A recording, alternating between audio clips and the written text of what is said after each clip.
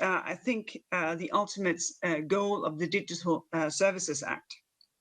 And I think it's very important here. At least I have a sense that we share this very deeply. When I look at the report from Rapporteur Alex Saliba, I think we have a lot in common when it comes to this. The draft report points out that a few large platforms have become gatekeepers for both many digital but also non-digital products and services. And I agree on that.